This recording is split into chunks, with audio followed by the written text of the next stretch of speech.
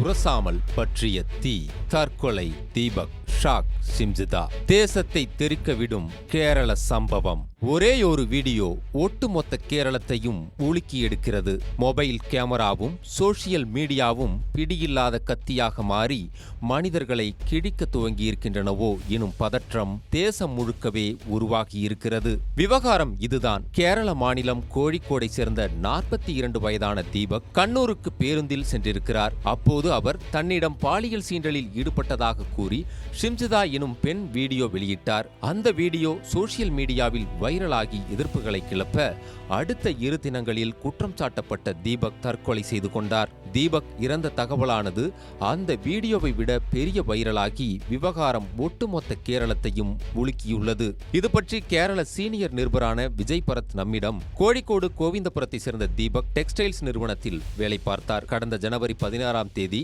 வேலை விஷயமாக கண்ணூருக்கு பஸ்ஸில் போயிருக்கிறார். அப்போது வடகராவைச் சேர்ந்த ஷிம்ஜிதா முஸ்தபாங்கிற பெண் அந்த பஸ்ஸில் ஏறியிருக்காங்க. தீபக்கிற்கும் ஷிம்ஜிதாவுக்கும் முன்பின் அறிமுகம் இல்லை. தீபக்கின் பின்புறமா இந்த பொண்ணு நின்னுருக்காங்க. பஸ் கூட்டத்துல தீபக்கின் கை இந்த பெண் மேல தெரியாம பட்டதா என்னன்னு தெரியல. தீபக்கின் நடவடிக்கையை போக்கஸ் பண்ணி ஷிம்ஜிதா வீடியோ எடுத்திருக்காங்க. இதுல தீபக்கோட வலது கை நடுப்பகுதி ஒரு கட்டத்துல இந்த பொண்ணோட மார்பகத்தை உரசுற மாதிரி இருக்கு. ஆனா தீபக் எந்த சூழ்நிலையிலையும் திரும்பி இந்த பெண்ணை பார்த்ததாகவோ ஷிம்ஜிதா அவரை கண்டிச்சு பேசியது போலவோ அந்த வீடியோவுல இல்லை.